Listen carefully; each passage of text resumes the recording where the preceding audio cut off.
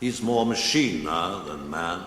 A long time ago, in a galaxy far, far away, there has always been one theme that has been present in Star Wars, and this idea of man versus machine just plays so well with the ideas of the Force as we know it.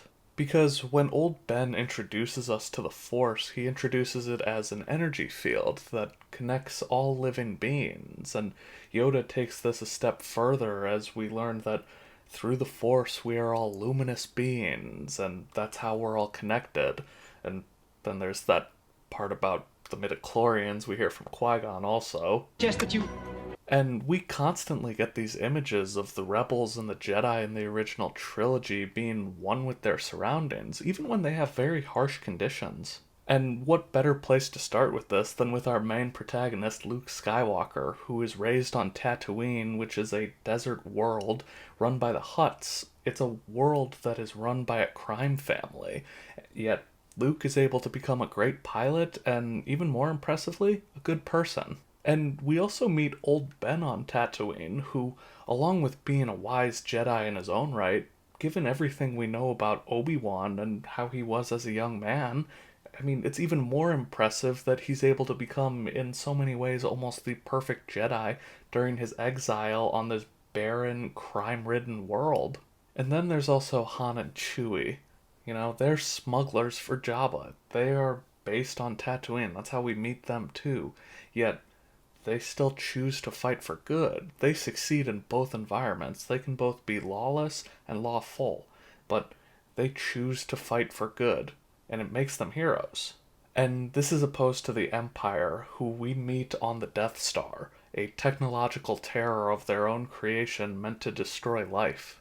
The ability to destroy a planet is insignificant next to the power of the Force. You know, that line would probably mean more if it didn't come from the one guy who couldn't breathe without a machine. But this is how we see the Empire throughout the entire original trilogy. You know, in A New Hope, they're only on the Death Star.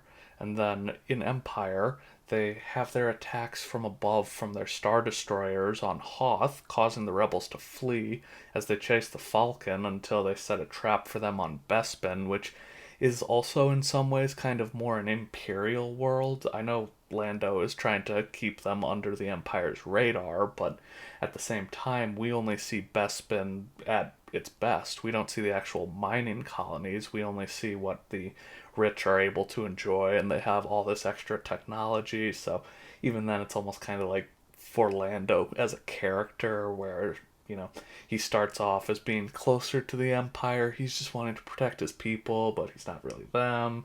And then he has his change of heart and realizes he's more like the rebels, so he joins them. But, all of that plays into it with Bespin, which is closer to an Imperial world, but obviously it doesn't belong to the Empire either. They just take over because they take over wherever they can. And then we get to Return of the Jedi, where they're using the second Death Star, so going with the same plan as before, except this time they have a shield generator on the forest moon of Endor. Which, this is the only time we see an Empire use something close to a natural base, but even then, they're not really using it to their advantage. They're just taking all their technology and just plopping it onto the moon. They're not using any of their surroundings, and to their own detriment, they underestimate the local population. They are the gummy bears! They are the gummy bears! Okay, fair. Yeah, I'd probably underestimate the teddy bears on Endor too. Or Ewoks, sorry. But either way, there is one other thing that happens that doesn't happen ever again in the series, and that's where Palpatine really doesn't have a great plan here. I mean, he's manipulative, cunning, has contingencies for everything so that no matter what his adversaries are doing, it plays into his hands. But here, there's a giant mistake in his plan, and it's one of his own making, because he gives the rebels the actual location of the shield generator. He could give them a fake location and they'd have no way to know. Maybe they blow it up, maybe they don't, but it doesn't matter because Death Star 2 is protected either way. And then when you have Luke give himself up, hey, you get an even better benefit from it because all of a sudden you have a bunch of rebels who Luke cares about enough to give himself up on this one moon, and you have the Death Star. You can just blow it up to try to push him towards the dark side. Yeah, just regardless of his plot armor, it does not feel like a coincidence that the one time where he makes a mistake on his plan is the time when nature is most involved for it, where the Force itself can most interfere. This is compared to the Rebellion, who is always having their bases on these natural worlds and are able to use their surroundings to their advantage. They have a very strong ability to adapt, because we're introduced to them on Yavin 4, and when they have to be at their best because the Death Star is coming, they're able to come up with a plan to destroy it. And then when they have to flee after this because the Empire still knows that they're able to rebuild on Hoth of all planets. Freezing my nips off out here. And we do see Leia use these skills because she's able to develop a relationship with Wicket that leads to the Ewoks fighting with the rebels on Endor. That would not have been possible for an Imperial officer to do, and the reason why the rebels are able to win is because they respect nature, they respect the Force.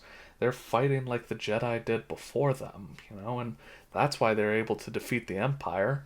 But then I think we have to ask the question of why did the Empire rise in the first place? Because Sidious is able to wipe out most of the Jedi Order, and at the very least enough that they're not able to have any more power, and for all of their faults, the Jedi do fight for good, and they do try to fight for the Force, but it doesn't matter. So what could have happened that would lead to the Force not helping the Jedi defeat the Empire before it could rise? Well, to start, I think you only have to look at the location of the Jedi Temple to see just how far the Jedi have strayed from their roots on Ahch-To. Because Coruscant as a planet is just one large city. You don't get a lot of natural life here.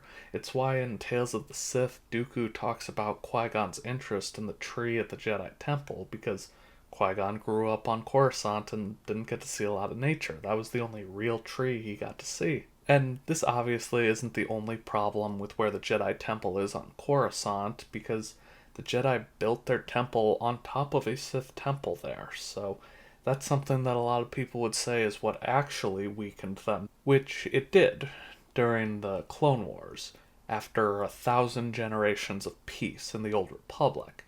So, because of all that peace, I would argue that they were weakened before the Clone Wars, before the galaxy was consumed by the dark side, and it's something that Yoda and Windu even acknowledge in Attack of the Clones. I think it is time we inform the Senate that our ability to use the Force is diminished.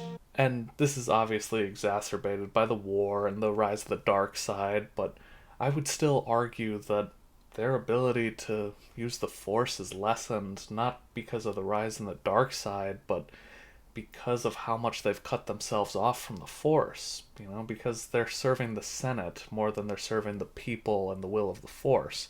They're not doing what they're supposed to do, and because of that, they're not able to fight the rise in the dark side, and, all of this would be happening before Sidious or Plagueis could be learning of their weakness.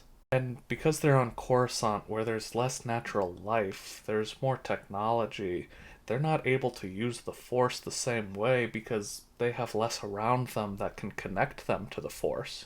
And yes, I will still acknowledge that part of this could be timing. Sidious has to have a lot of things fall into place.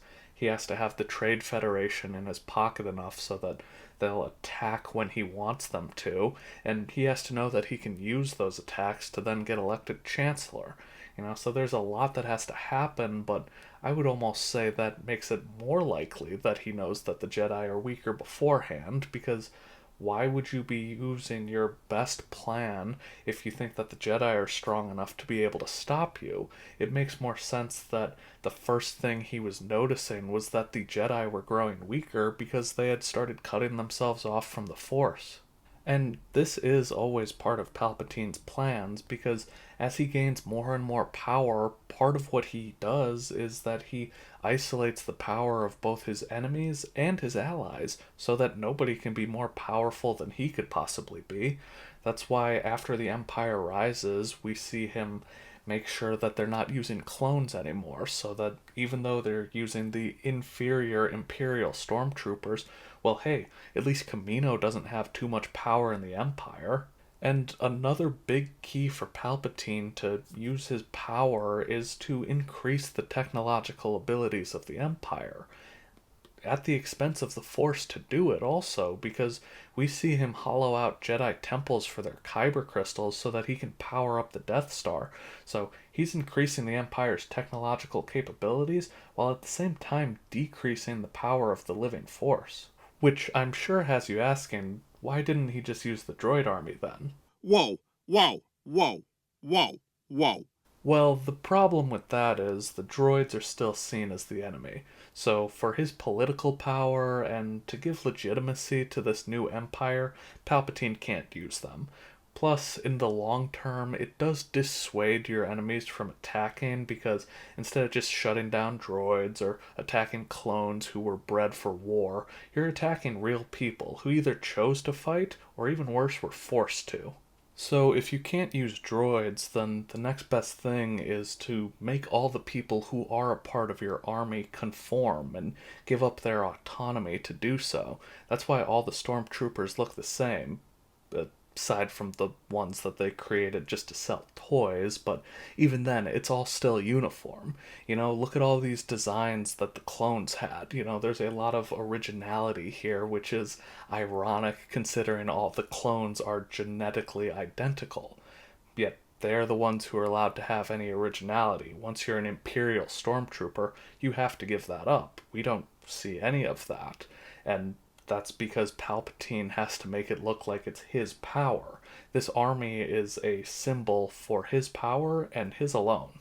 And we do see this continue with the sequels, as when we meet the First Order, they've converted the planet Ilum into Starkiller Base. And Ilum is a very important planet for the Force. It's where the Jedi get their kyber crystals for generations. We even see it in the Clone Wars. And again, we have the bad guys here trying to weaken the Force by consuming all the life around them and then replacing it with technology, as the First Order eventually uses Starkiller Base to destroy the New Republic's capital, Hosnian Prime.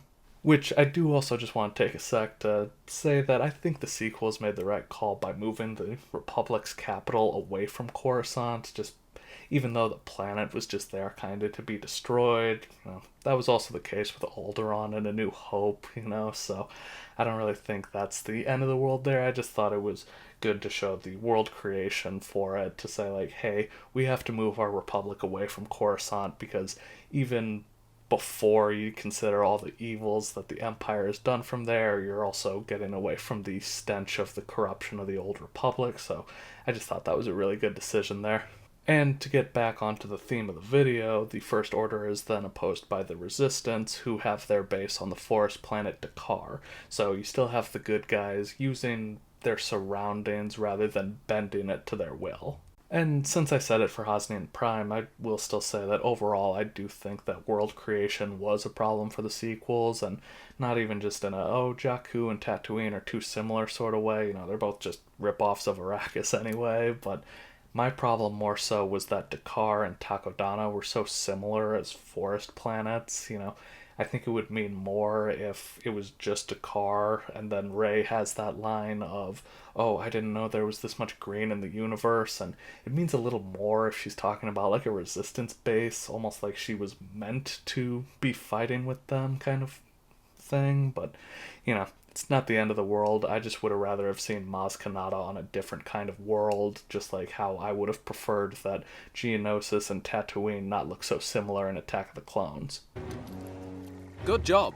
And we do see this continue into The Last Jedi, as we only see the First Order in their starships, as they're again chasing down the Resistance, whose plan is to just get to Crate, as Rey has met with Luke on Ahch-To, as the two of them will eventually use their surroundings to be able to save the last of the Resistance. And while the Resistance and Luke and Rey parts may not feel like they fit as much with the theme, I do think that Poe's part of the movie does play very well into our theme here, as he sends Finn and Rose to Cantonica, a desert planet that's best known for its casino, Canto Bight, where the wealthiest people in the galaxy have turned it into something that it isn't meant to be, you know? They profit off of war, and they use their money to turn this planet into a more unnatural state. Hence why Poe is wrong for thinking that this is a good idea. And even in Rise of Skywalker, we see this continue as the Resistance is still using natural bases as they've now moved to Agent Kloss, while Exegol is a Sith stronghold because it's just completely devoid of life. And we see that their plan there is to use technology and the dark side to give starships Death Star level blasters so they can put all life and the Force itself into submission. And if you've stuck around this long, first, you've probably enjoyed the video a little bit, so please drop a like, but just as importantly, you're probably wondering if I'm trying to say that all technology is bad, that because of how it is used in Star Wars, we should be trying to avoid using technology, but I would warn you that you're getting dangerously close to an absolute there. Only a Sith deals in absolutes. Because our heroes still use technology. They use droids and starships. Anakin and Luke both have mechanical hands. Heck, the original trilogy only happens because the Empire underestimates a couple of droids. Hold your fire. There's no life forms. But even this shows the difference between our heroes and villains here, because the villains view technology as something that they can use. It's purely an extension of their own power and will be subservient. But our heroes view the droids as equals. You know, that's even something that the Jedi in the prequels lost a little bit. You know, except for Anakin, who definitely passes that on to his own kids, either indirectly or through his genes, I guess. But it's definitely something that Luke and Leia both take to heart. Never underestimate a droid. Uh-oh. Last clip of the video is from the sequels. Hey, sue me. And then sue me for this! Smoke bomb! So really, the story of man versus machine in Star Wars isn't one where one has to defeat the other. There are heroes on both sides. Evil is everywhere. Only by using everything around you can you win. People, nature, technology, the trees, the rocks, the Force binds the galaxy together, and the only reason why our heroes win is because they use everything at their disposal. But now I want to shift the question to you guys. Is there anything I left out in this video? Obviously I stuck more to the movies than anything else, and this is such a common theme. I'm sure there's plenty I left out, so I'd love to hear what you guys think for this too, but that's all I got for you guys today. So if you enjoyed, please drop a like, subscribe if you want more like this, and I'll see you next time on STV.